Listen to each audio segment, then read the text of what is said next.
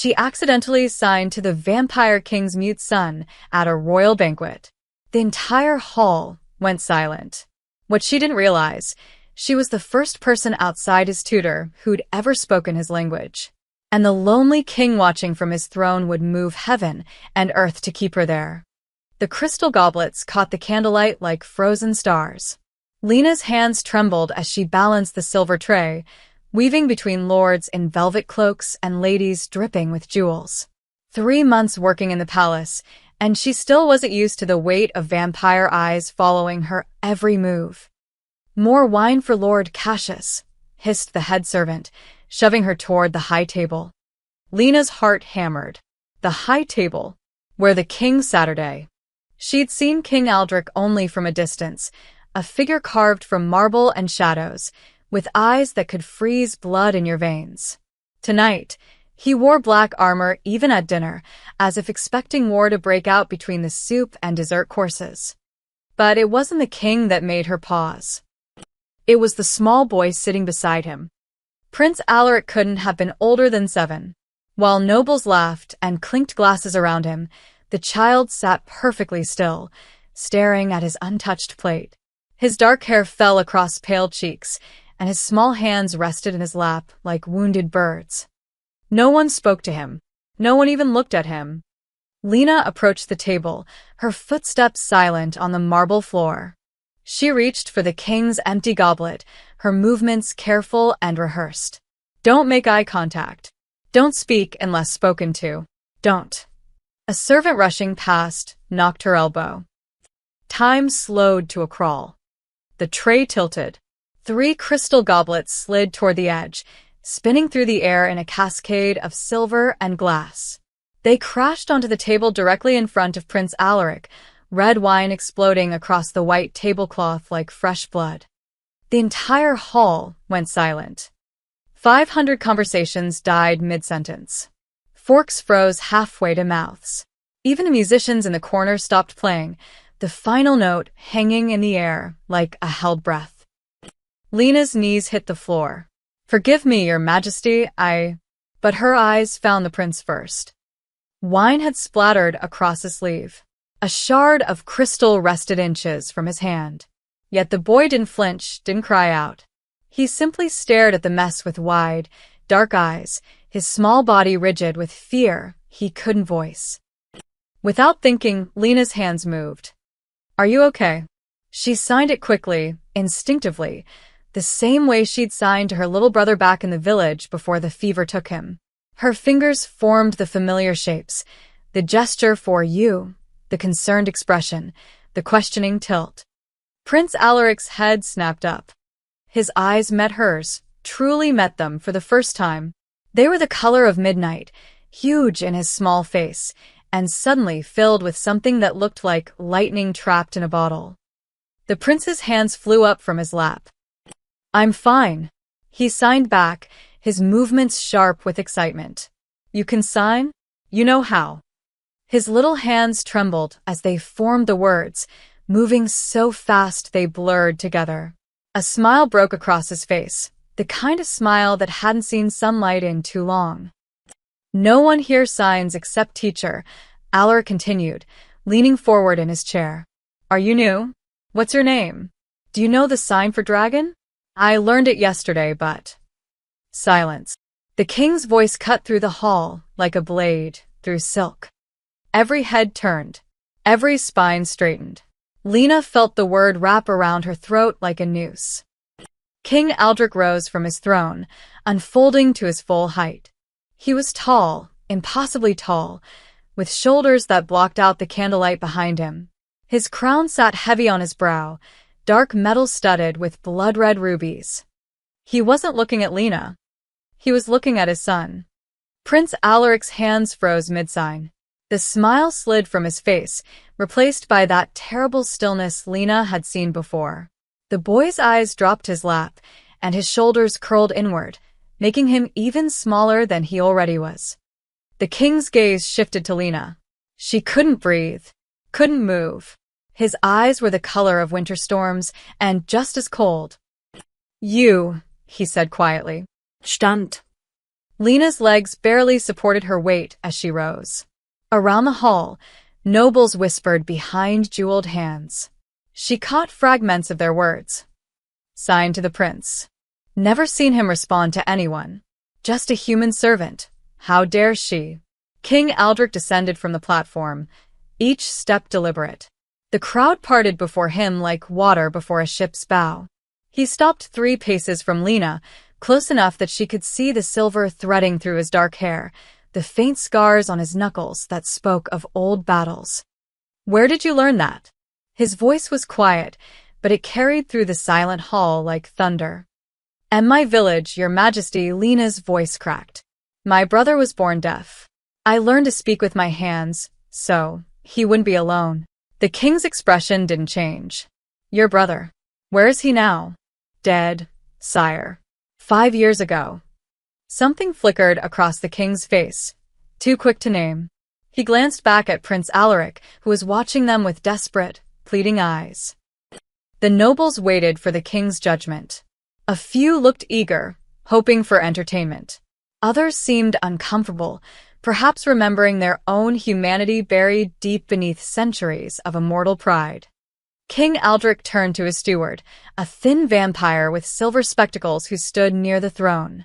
"Find this woman's name and post. Report to my study within the hour."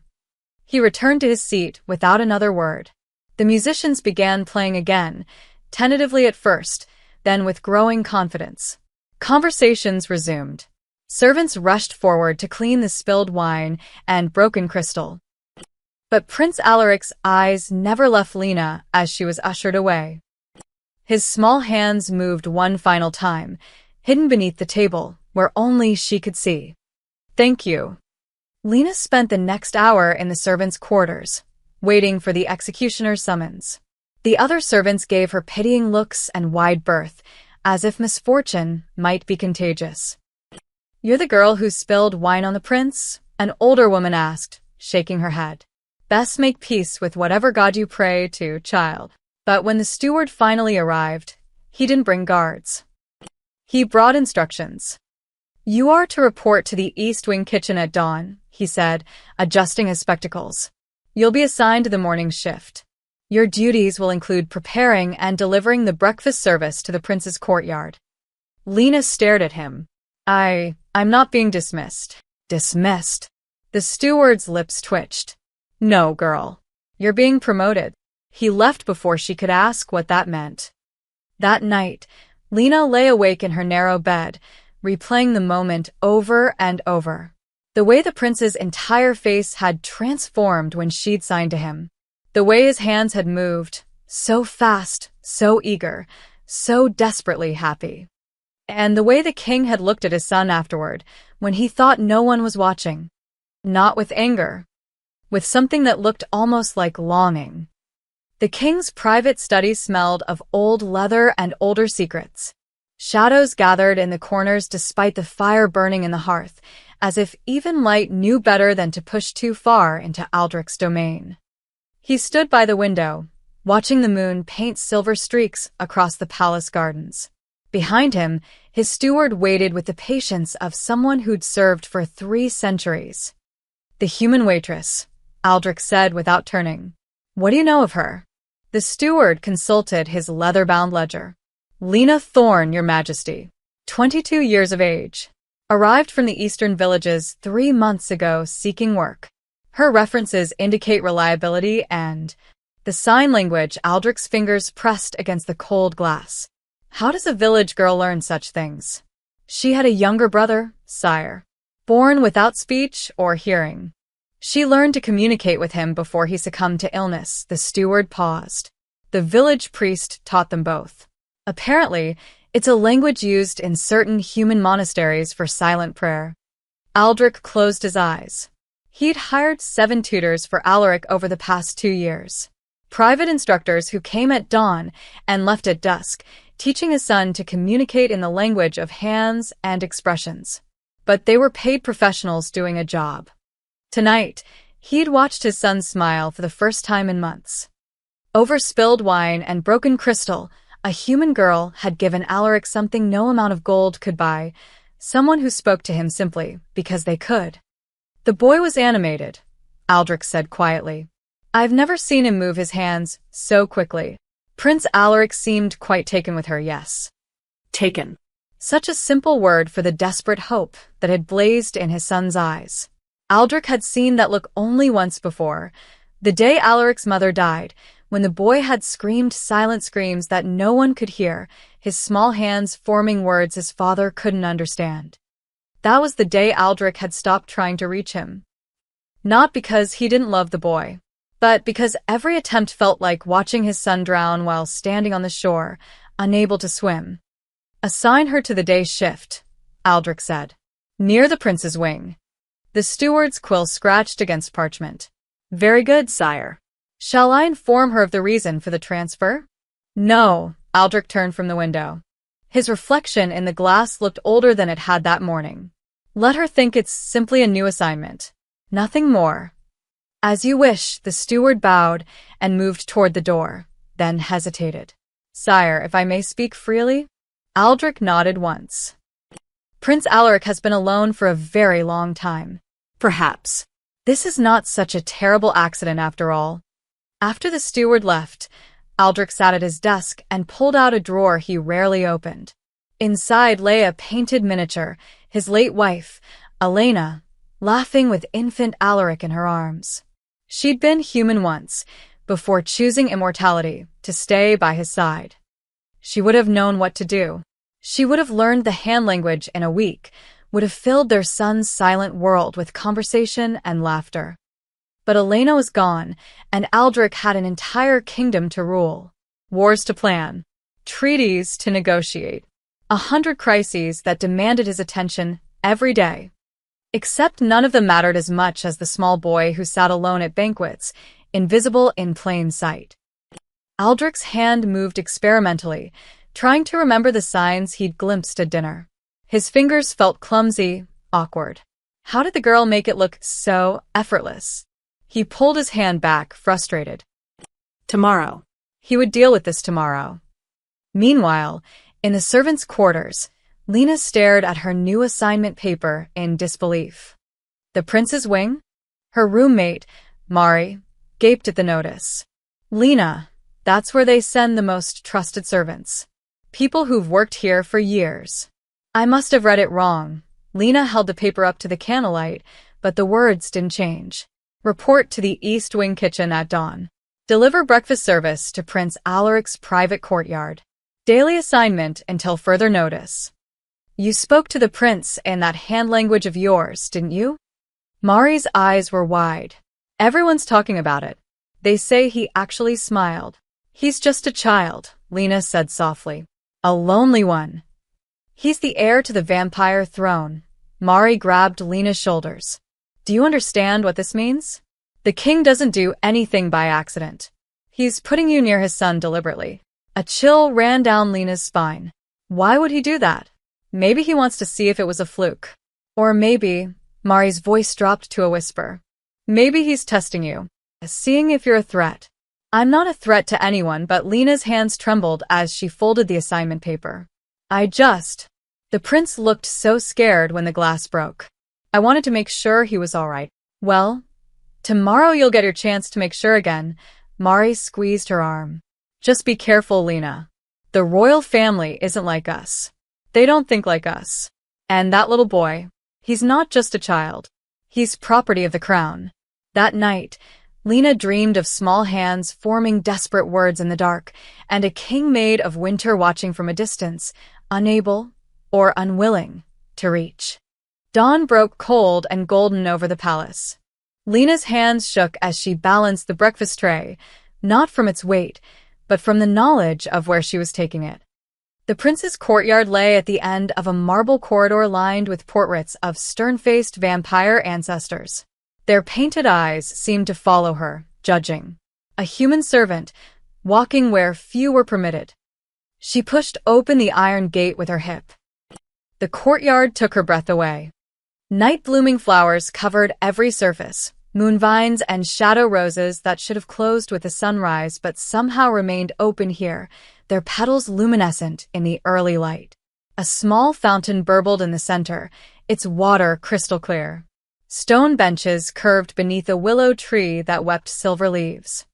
And there, sitting cross-legged on the grass, was Prince Alaric. He hadn't noticed her yet. His attention was fixed on something in his hands, a small bird's nest, cradled carefully in his palms. He was examining it with the serious concentration only children could muster, his dark hair falling into his eyes. Lena set the tray on a nearby table. The soft clink of porcelain made Alaric's head snap up. His eyes widened. Then his whole face transformed, that same brilliant smile from last night breaking across his features like sunrise. "You came," he signed, scrambling to his feet. The bird's nest wobbled dangerously. "I thought maybe I dreamed you. Nobody told me you'd be here. Are you my new breakfast person? What's your name?" His hands moved so fast Lena almost couldn't keep up. She laughed, setting down the teapot before signing back. "Slow down, little prince. Yes, I'm real. My name is Lena." "Lena." He fingerspelled it carefully, learning. "That's a nice name. Can you stay while I eat? Please? Teacher doesn't come until after lunch, and there's nobody to talk to and—" He stopped abruptly, his smile faltering. His hands lowered, and that shuddered look returned to his face, the same one from the banquet, when his father had spoken. "I'm sorry," he signed small and quick. "You probably have other work. I shouldn't keep you." Lena's heart cracked. She knelt on the grass beside him, ignoring the dew soaking into her dress. "I have nowhere more important to be than right here." Alaric stared at her. Then slowly, the smile crept back. "Really? Really?" For the next hour, Lena learned more about Prince Alaric than she'd imagined possible. He showed her his collection of interesting stones arranged by color along the garden wall. He explained, through elaborate signs and animated expressions, how he was studying the birds that visited the fountain each morning. A family of sparrows had built a nest in the willow tree, and he'd found this fallen one beneath it. "Do you think they're sad?" he signed, holding up the empty nest. "That they lost their home?" "Maybe," Lena signed back. "But birds are clever. They'll build a new one." "I would build them one, but my hands are too big." He looked at his palms sadly. "Well, too big for bird nests. Too small for everything else." "What do you mean?" Alaric hesitated. His hands moved slowly now, carefully. "Father has big hands. Warrior hands. He can hold swords and sign treaties and lift heavy things. My hands can only do this." He wiggled his fingers, talking that nobody else understands. "I understand," Lena signed. "You're the only one. Except teacher." Alaric sat beside her on the grass. "Do you know what's funny? In the whole palace, with hundreds of people, only 2 can hear me. And one of them is paid to." The casual way he said it, as if he'd accepted his isolation as simple fact, made Lena want to gather him up like the fallen nest and promise to keep him safe. "Well, now you have me," she signed. "And I'm not going anywhere." Alaric's eyes grew suspiciously bright. He nodded quickly, then stood and tugged her hand. "Come on. I want to show you my favorite spot." He led her to the far corner of the courtyard, where the morning light hit just right, making the dew-covered grass sparkle like diamonds. He sat down and patted the ground beside him. "This is where I come when I'm sad," he signed. "It's pretty. Pretty things help." They sat together in comfortable silence, watching the sun climb higher. A sparrow landed on the fountain's edge, cocked its head at them, then flew away. "Lena?" Alaric signed after a while. "Can I ask you something?" "Anything." "Why did you help me last night? You could have gotten in trouble. You still might." Lena thought about her answer carefully. "Because you looked scared. And nobody should be scared and alone at the same time." Alaric absorbed this. Then he signed, with the blunt honesty of children. "I'm scared and alone a lot." Before Lena could respond, footsteps echoed from the corridor. Both of them turned. A figure stood in the archway, silhouetted against the morning sun. King Aldrich.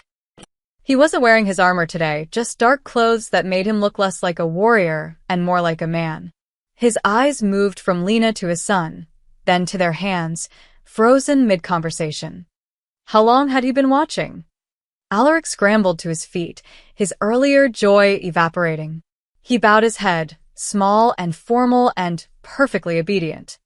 The king took one step forward. Stopped. His jaw worked as if he wanted to say something but didn't know how. Finally, he turned and walked away without a word. Alaric sat back down slowly. He didn't sign anything else that morning, just held the bird's nest in his lap and stared at where his father had been standing. Rain hammered against the palace windows like 1,000 impatient fingers. Lena had been delivering breakfast to Alaric's courtyard for 6 days now, and each morning, the prince was already waiting for her, usually with something new to show her. A butterfly wing, a perfectly round pebble. Once, a drawing he'd made of the two of them sitting by the fountain. But today, the courtyard was empty. Lena set down the tray, worry gnawing at her stomach. Had something happened? Had the king changed his mind about her assignment? A small hand tugged at her sleeve. She spun around to find Alaric standing behind her, practically vibrating with excitement. His hair was damp from the rain, his clothes spotted with water. "Come with me," he signed urgently. "I want to show you something secret." "Prince Alaric, you're soaked. You should." "Please?" His eyes were huge and pleading. "It's important. And it's inside." How could anyone say no to that face? Alaric grabbed her hand and pulled her through a side door she'd never noticed before, down a narrow servant's passage, then up a spiral staircase that seemed to climb forever. Finally, they emerged into a long hallway lined with tall windows. At the end stood an enormous oak door carved with intricate symbols. The royal library. "We can't," Lena signed quickly. "Servants aren't allowed." But Alaric was already pushing the door open. The library was magnificent. Shelves stretched up 3 stories, connected by spiral staircases and narrow bridges. Rain-gray light filtered through stained glass windows, painting the floors in muted rainbows. The smell of old paper and leather hung thick in the air. "Isn't it wonderful?" Alaric signed, his face glowing. "Nobody comes here anymore. Father's too busy. The nobles think reading is boring. It's just me and the books." He pulled her toward a low shelf in the corner, where oversized picture books sat gathering dust. He selected one with a faded cover showing a castle and a dragon. "These are vampire fairy tales," he signed. "Teacher reads them to me, but I like them better when I tell them myself." He opened the book, and Lena saw that someone, probably a tutor from years past, had added small sign language diagrams in the margins, showing how to sign each important word. Alaric's hands began to move, telling the story. His signing was beautiful, expressive and fluid, painting pictures in the air. He signed about a brave knight and a lonely dragon who couldn't breathe fire. About how everyone feared the dragon because of what he was supposed to be, not who he actually was. Lena found herself drawn into the tale. When Alaric signed the part where the dragon finally roared, not with fire, but with wind that carried flower petals, she acted it out, sweeping her arms wide and making him laugh silently, his small shoulders shaking with mirth. "Your turn," he signed, pushing another book into her hands. This one was about a princess who lived in a tower.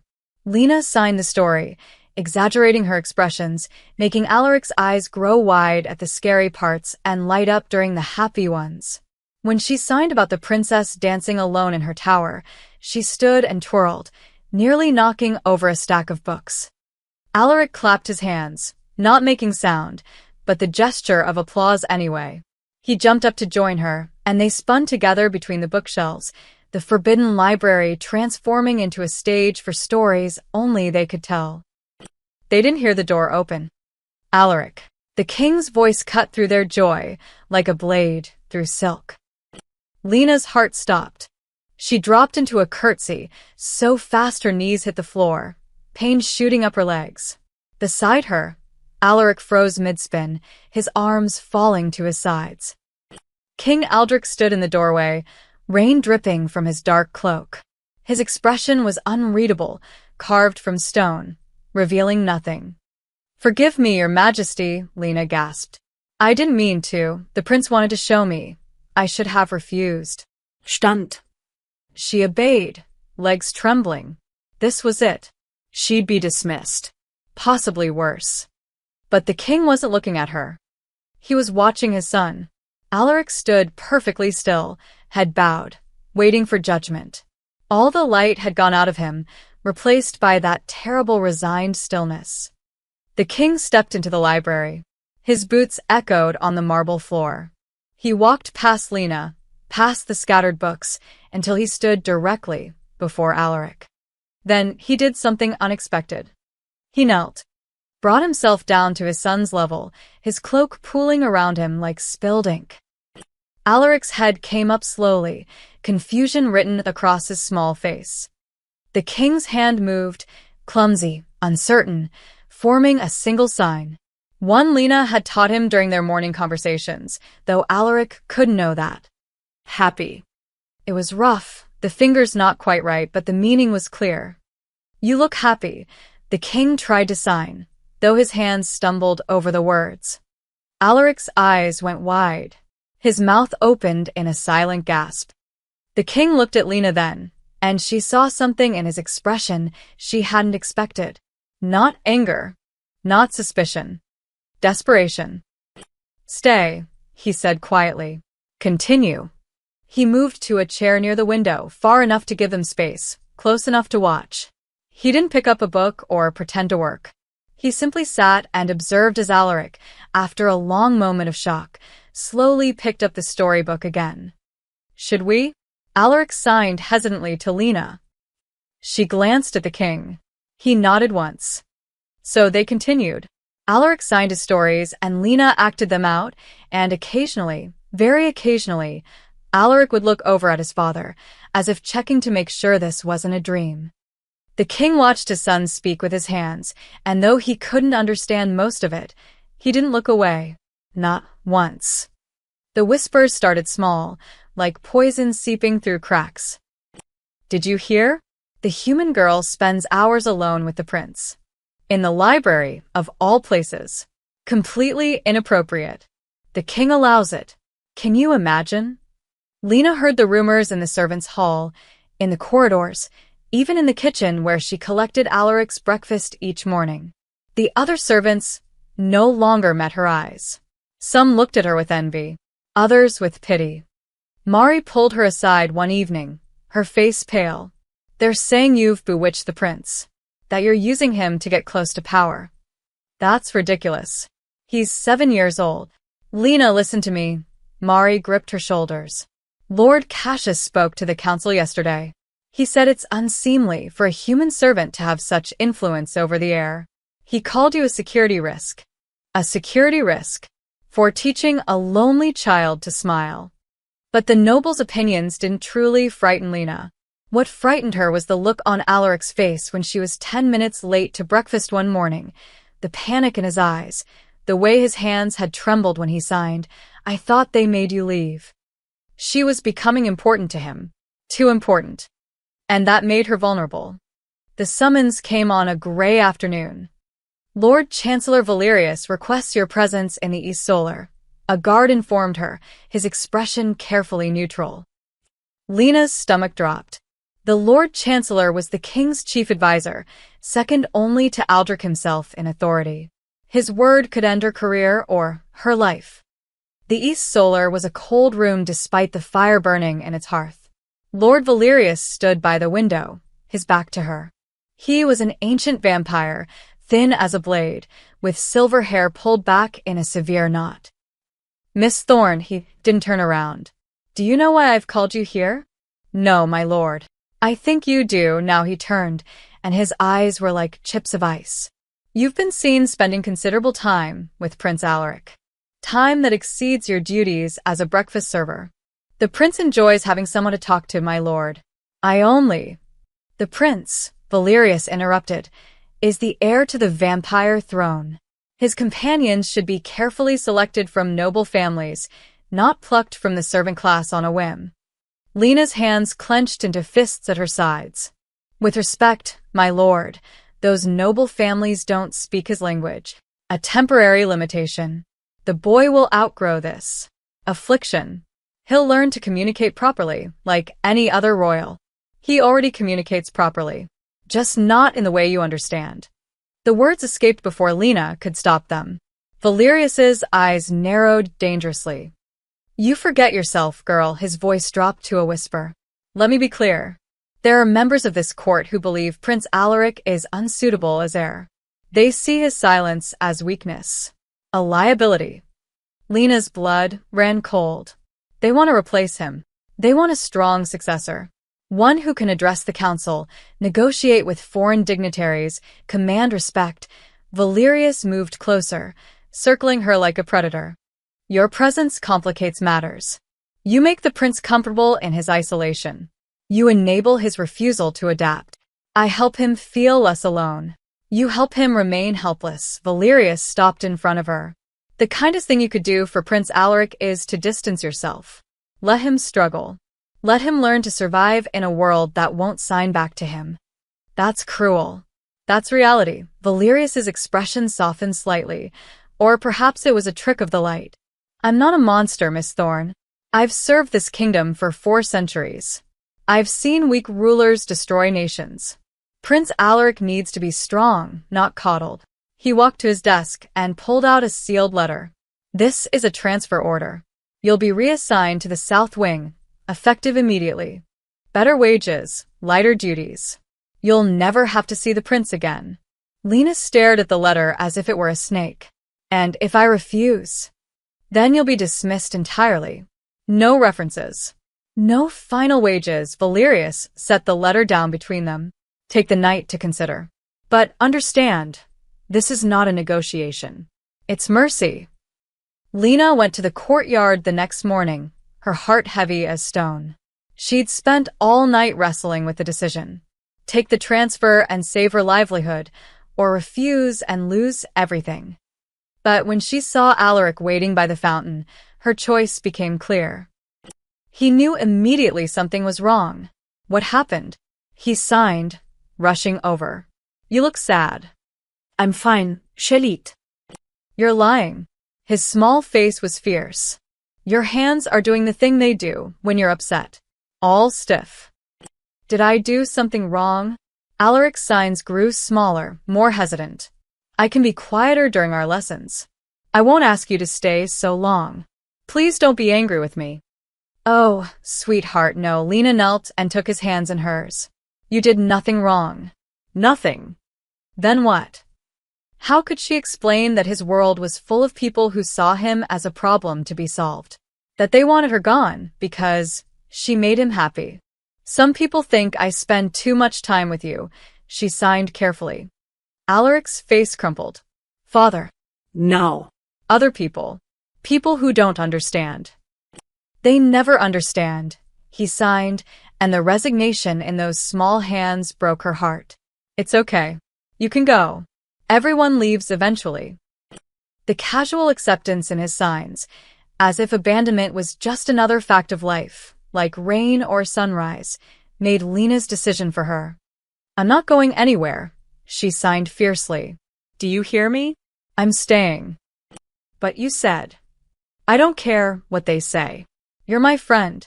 Friends don't leave. Alaric stared at her. Then he threw his arms around her neck and held on tight, his small body shaking with silent sobs. Neither of them saw the figure watching from the balcony above, King Aldric, who'd heard every word of Valerius's warning and now watched his son cling to the only person who'd chosen to stay. The knock on Alaric's chamber door came after midnight. The prince sat cross-legged on his bed, arranging his collection of stones by moonlight. He'd long since given up trying to sleep at normal hours. The silence of night felt less lonely than the silence of day. When the door opened, Alaric looked up expecting his night guard. Instead, his father stood in the doorway. King Aldric seemed too large for the frame, his broad shoulders nearly touching both sides. He still wore his council clothes, though he'd removed his crown. Without it, he looked different. Tired. Almost human. Alaric froze, a smooth river stone clutched in his hand. His father never came to his chambers. They saw each other at formal dinners, at council presentations where Alaric sat silent and decorative, at occasions that required the heir's presence. But never here. Never in this private space that belonged only to Alaric. The king stepped inside and closed the door. "Good evening, father," Alaric signed formally, setting down his stones and sliding off the bed to bow. Aldrich held up a hand. "Wait." His throat worked as if the words were stuck there. "Finally, may I sit?" Alaric nodded, confused. His father never asked permission for anything. The king lowered himself into the chair by Alaric's desk, a small chair meant for a child, making him look almost comical, like a bear trying to fit into a doll's house. He leaned forward, elbows on his knees, and for a long moment, simply looked at his son. Alaric shifted uncomfortably under the scrutiny. His hands moved nervously. "Did I do something wrong?" "No," Aldrich's voice was rough. "No, you did nothing wrong." Silence stretched between them. Alaric's fingers twitched, wanting to sign, to fill the emptiness with words his father wouldn't understand. But he kept his hands still, waiting. "I've been thinking," Aldrich said finally, "about your mother." Alaric's eyes widened. They never spoke about her. Not since she died. She would have known what to do. What to say. The king's hands clenched into fists. She was good at Talking. Connecting. "I'm good at war. At strategy. At breaking things." He looked at his scarred knuckles. "But not this." Not what? Alaric signed before he could stop himself.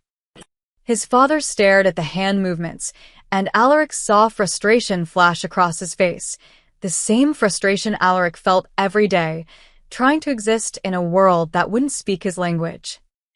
"That," Aldrich said quietly. "Not that." He stood abruptly, began pacing. The small room made him seem like a caged animal. "I've conquered kingdoms, negotiated peace treaties in 5 languages, commanded armies of thousands. But I can't," he stopped, his back to Alaric. "I can't talk to my own son." Alaric's chest tightened. He'd never heard his father sound like this, lost, vulnerable, almost desperate. The king turned to face him. "You move your hands so fast. With Lena, in the library, in the courtyard. I watch you, and it's like you're speaking in lightning. And he held up his own hands, large and calloused. "I understand nothing. I could teach you." Alaric signed eagerly, hope blooming in his chest. "It's not hard. Just shapes and—" But his father wasn't looking at his hands. Couldn't read the offer being made. Alaric's hands fell to his sides. Aldrich saw the movement, the disappointment. Something seemed to break in his expression. He crossed the room in 3 strides and knelt before his son. The second time in 2 weeks he'd lowered himself to Alaric's level. "Show me," he said. "One sign. Just one. For son." Alaric's breath caught. Slowly, he raised his hand and demonstrated, a simple gesture, fingers pointed at himself, then swept outward. Aldrich copied it, clumsy and uncertain. His fingers didn't quite match the shape. Alaric took his father's hand, so much larger than his own, and gently adjusted the position. His father's skin was warm, rougher than he'd expected. He couldn't remember the last time they'd touched like this. "Like this," he signed with his free hand. "Like this?" Aldrich repeated the gesture, and this time it was almost right. Alaric nodded enthusiastically. Then he showed him another sign. "Father." It was more complex, a hand to the forehead, then brought down to the chest. Protective. Strong. Aldrich practiced it 3 times before getting it right. When he finally did, he looked at Alaric with an expression the prince had never seen before. Pride, maybe, or relief. "Say something to me," Alaric signed, his hands trembling with excitement. "Please." His father's jaw worked.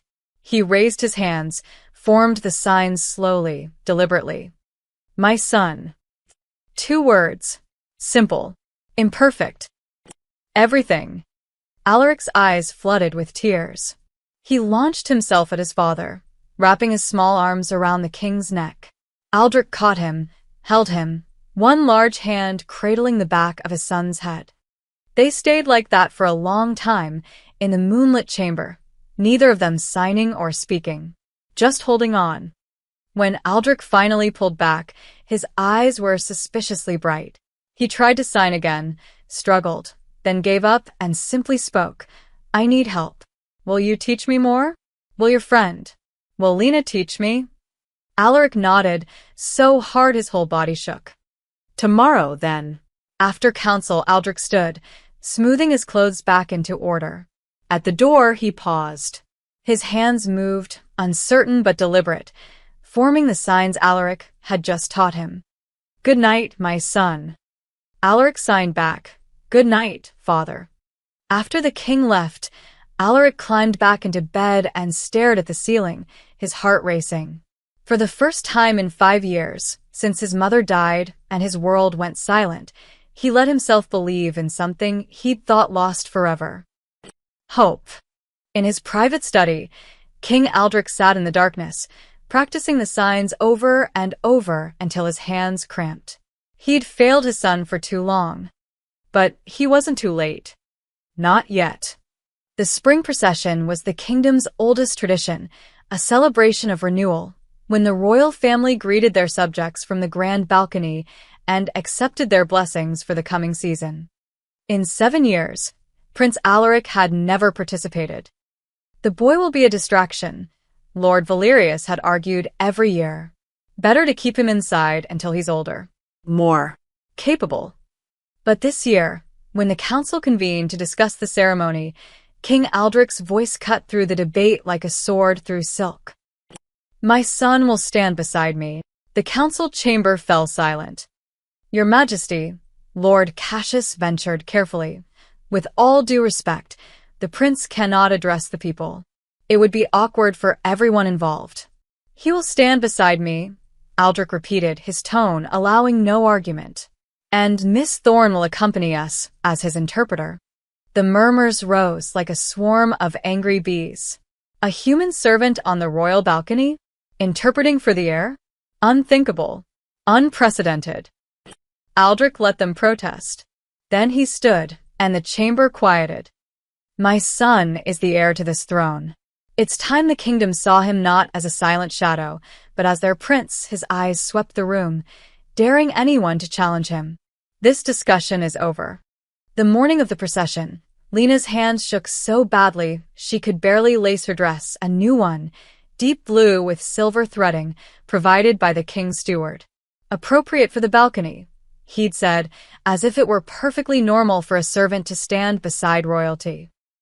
Mari helped pin Lena's hair. "You look terrified." "I am terrified." Lena stared at her reflection. "What if I make a mistake? What if I can't translate fast enough? What if? What if you help a little boy be seen by his kingdom for the first time?" Mari squeezed her shoulders. "You've got this." In his chambers, Alaric was equally nervous. He stood before the mirror in his formal attire, a small version of his father's ceremonial robes, black and silver with the royal crest embroidered on the chest. He looked like a prince from a storybook. But his hands wouldn't stop trembling. His father entered without knocking, also dressed in full regalia. Crown, cape, the ancient sword of the realm at his hip. He looked every inch the warrior king. Until he saw his son's fear and immediately knelt. Scared? He signed. His signing had improved dramatically over the past 3 weeks of daily lessons with Lena. Alaric nodded, not trusting himself to sign back. "Me too," Aldrich signed, and Alaric's eyes widened in surprise. His father, scared. The king smiled, a rare, genuine expression. "But we'll be scared together. And Lena will be there. You trust her?" "Yes." "Then trust this." Aldrich's hands moved slowly, making sure his son understood. "You deserve to be seen, to be heard, not hidden away like something broken." "But I am broken," Alaric signed, his small hands heavy with resignation. "I can't speak like you." Aldrich caught his son's hands in his own. "You speak perfectly." The world just needs to learn your language, he said it aloud, then signed it. Imperfect but heartfelt. The world needs to learn your language. The grand balcony overlooked the main courtyard, where thousands had gathered. Humans and vampires alike, dressed in spring colors, carrying lanterns even in daylight as tradition demanded. Lena stood to the side as the royal family emerged. The king first, majestic and commanding. Then Alaric, so small beside his father, his face pale but determined. The crowd erupted in cheers. But as they noticed the young prince, many seeing him clearly for the first time, the sound faltered, confused. Aldrich raised his hand for silence.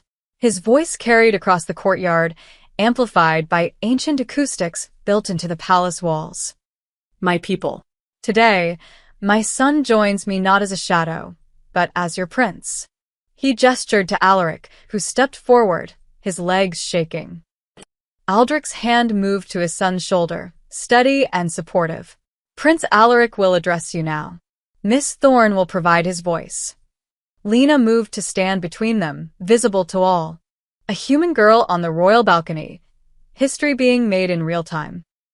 Alaric looked up at his father, terrified. Aldrich nodded encouragement. The prince's hands began to move. Thank you for coming, he signed, and Lena's voice rang out clear and strong. Thank you for coming. The crowd stirred. Alaric's hands moved faster, gaining confidence. I know I'm different. I know I can't speak the way you expect. But I can still listen. I can still care. I can still hope to serve you someday. Lena translated every word, her voice steady even as tears pricked her eyes. My father taught me that strength comes in many forms, Alaric continued, glancing at the king. And my friend taught me that being different doesn't mean being less. He paused, looking out at the sea of faces. Then his hands moved in a sweeping gesture that needed no translation, a sign for beautiful, directed at the lanterns they carried. Someone in the crowd, a small child, waved back, mimicking the gesture. Then another person signed hello, clumsy and uncertain. Then another. A ripple of movement spread through the crowd as people began raising their hands, attempting simple signs, trying to speak back to their prince in his own language. Alaric's face transformed. His signs became animated, joyful, as he told them about the spring flowers in his courtyard, about birds and stories and hope. And beside him, King Aldrich raised his own hands. Proud, he signed for all to see. Proud of you. The crowd understood the gesture even without translation. The emotion was universal. The cheers that erupted weren't polite ceremony. They were genuine, thunderous and warm, washing over the balcony like a wave. For the first time, Prince Alaric wasn't invisible. He was seen. The lanterns floated like fallen stars over the city, thousands of them drifting upward into the twilight sky. From the palace balcony, a private one this time, far from ceremony and crowds, 3 figures watched in comfortable silence. Alaric sat between his father and Lena, his legs swinging over the edge of the stone bench, still wearing his formal robes though he'd convinced someone to remove the stiff collar. His face glowed with lingering excitement, cheeks flushed from the day's events. Did you see how many people tried to sign back? His hands moved rapidly, the way they always did when he was happy. There was a little girl in a yellow dress who signed hello and thank you, and I signed back, and she smiled so big and brave. Lena signed, laughing silently. Alaric grinned, but didn't slow down. And the baker from the East Market, he signed bread and asked if I liked bread, and I said yes, and he looked so happy that I understood, and what's he saying? Aldrich asked, leaning forward. His signing had improved, but Alaric's excited speed still outpaced his ability to follow. He's recounting everyone who signed to him today, Lena translated, warmth in her voice. All 47 of them, in detail. Aldrich's expression softened.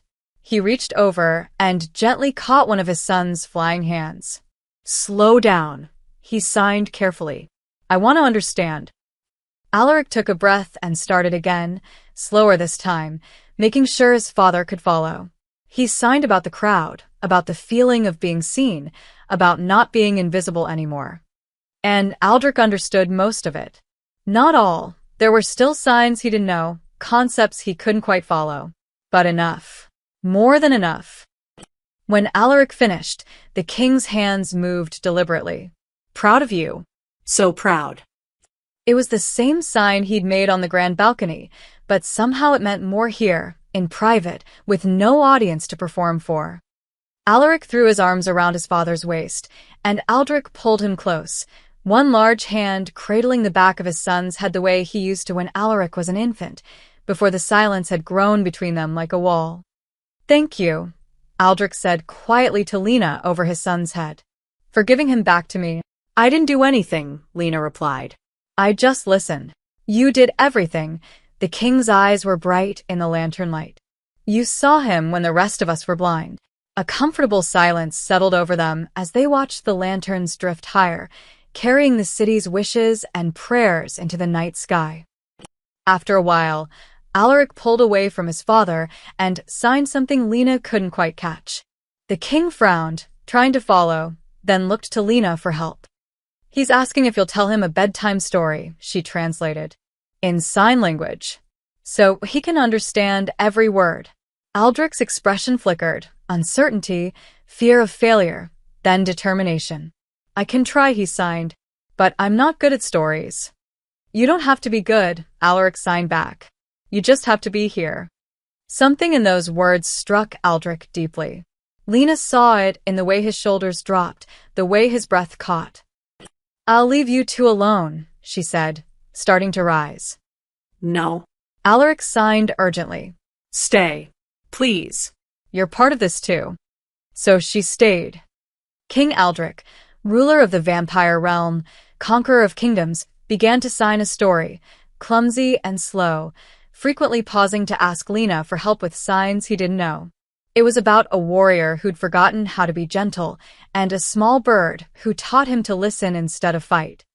It wasn't a very good story. The plot wandered. The signs were imperfect. But Alaric watched his father's hands with complete focus, his dark eyes shining, and when Aldrich signed the part where the warrior finally understood the bird's song, the prince smiled so wide it looked like his face might split in half. When the story ended, Alaric clapped his hands in the silent applause Lena had taught him, bouncing with delight. Again, he signed. Tell another one. It's late, Aldrich signed back, but he was smiling. Tomorrow. Promise. Promise. Alaric yawned despite himself, the excitement of the day finally catching up with him. Aldrich stood, lifting his son easily. 7 years old, was still young enough to be carried, though not for much longer. At the doorway, the king paused and turned back to Lena. His free hand moved, forming signs that had taken him hours to practice in private. Thank you for teaching me to see my son. He was always there, Lena signed back. You just needed to learn his language. We all did, Aldrich agreed. Then, with his son drowsing against his shoulder, he added, Tomorrow, I'm issuing a royal decree. Sign language will be taught throughout the palace, to the guards, the servants, the council members. Everyone. Your Majesty, that's. It's not enough. But it's a start. His expression was serious now, regal. No child in my kingdom should feel invisible because the world won't learn their language. And no parent should be separated from their child by something as simple as words. He carried Alaric away, the prince's small hand trailing behind them, fingers moving sleepily in unconscious signs even as he drifted toward dreams. Lena remained on the balcony, watching the last lanterns disappear into the stars. She thought about the terrified girl who'd spilled wine 3 weeks ago, certain she'd be executed for speaking to a prince. About a lonely boy who'd learned that being different meant being invisible. About a king who'd forgotten how to be a father until his son taught him that strength came in many forms. Below, in the courtyard, she saw palace guards already practicing signs with each other, laughing at their mistakes, trying again. Servants teaching nobles. Nobles teaching children. A language of hands spreading through the palace like spring flowers after a long winter. A new tradition, born from a moment of broken crystal and spilled wine. Born from one simple question, "Are you okay?" And an answer that changed everything. Yes. Now I am. 6 months later, the Royal Library held its first public signing hour. Prince Alaric, now 8, taught a roomful of children, human and vampire alike, how to sign their names, tell stories, and speak without voices. His father attended every session, sitting in the back, still learning, still trying. Still there. And when Alaric signed his stories, hands moving like lightning, painting pictures in the air, the entire room understood. Finally, the silent heir had found his voice. And the kingdom had learned to listen,